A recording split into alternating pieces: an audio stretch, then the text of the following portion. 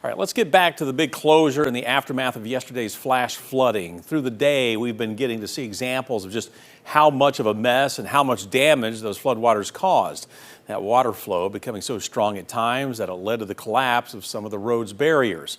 TDOT also sharing with us video of their crews getting to work on the cleanup process, which, as we told you just a few moments ago, is expected to take right around 2 weeks before the interstate lanes can reopen. 6 News reporter Dominic Webster in Hartford near I-40 for us, learning about the challenges there and the resources being put into the effort.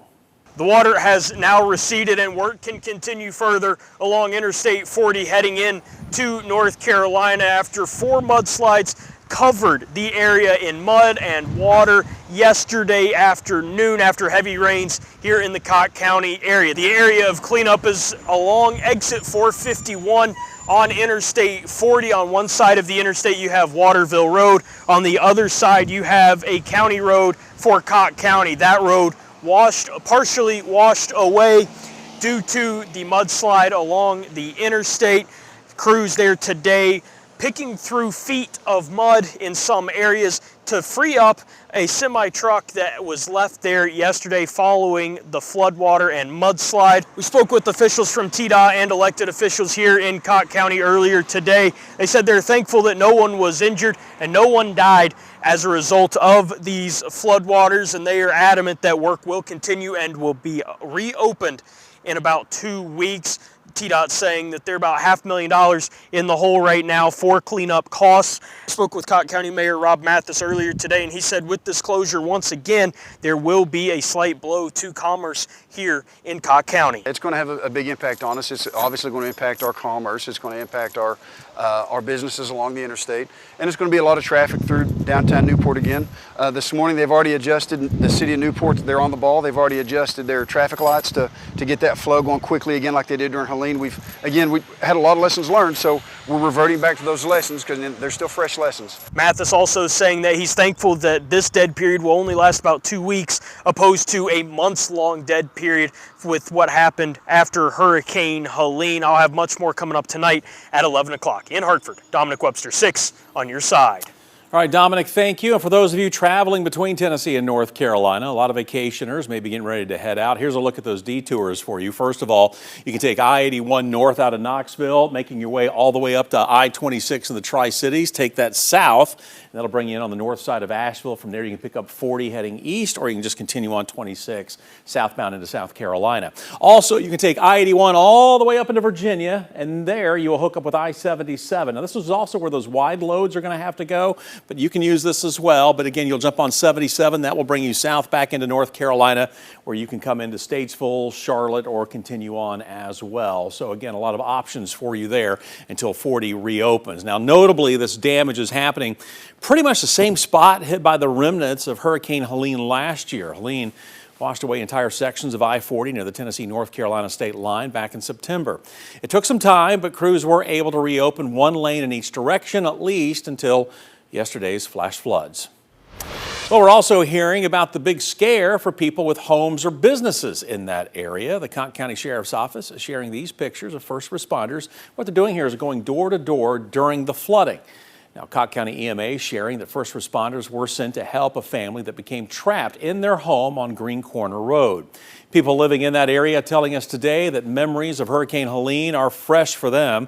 One resident, Keith Fry, who lives at the very bottom of Green Corner Road, told us he was not home when the heavy rain and flooding began. Instead, he was receiving calls and videos from his mother and couldn't even get back to his house last night because the road was completely washed over. Fry returned early this morning, though, and says he was truly shocked by what he saw. Their pond had overflowed, water had spread across their land, and their fence had been knocked down. It looks like we went underwater. It looks like we became an aquarium. If everybody was able to come up here and take a look around, they definitely see just the water-swept lands and everything, and that nothing was really out of its way. That's the thing. I feel like the water here is definitely the most destruction, ironically enough, considering how high up in the way we are from any real sea level. Fry said his biggest concern was for his family and their animals, but he was relieved to share that everyone is safe. Of course, we'll keep you updated with the recovery process and the detour on air and online at WATE.com. All right, next on our big story list for you tonight, remembering an East Tennessee leader. Tributes have been coming in over the last few hours for former state senator Frank Nicely. Jefferson County's sheriff tells us Nicely suffered a heart attack at his home and was taken to Jefferson Memorial Hospital. Sheriff Jeff Coffey says Nicely was pronounced dead at 2:30 this afternoon. Based in Strawberry Plains, Nicely represented District 8 in the state Senate until late last year when he lost his Republican primary race. Earlier, Nicely served 4 terms in the state house. Frank Nicely was 78.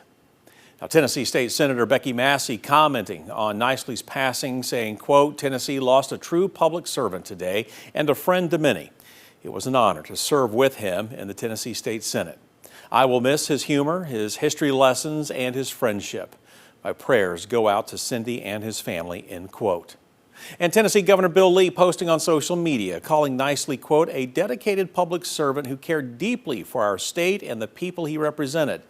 The governor says he and his wife joined Tennesseans in praying for the Nicely family, going on to say that in the coming days, flags will be lowered over the state capitol in his memory.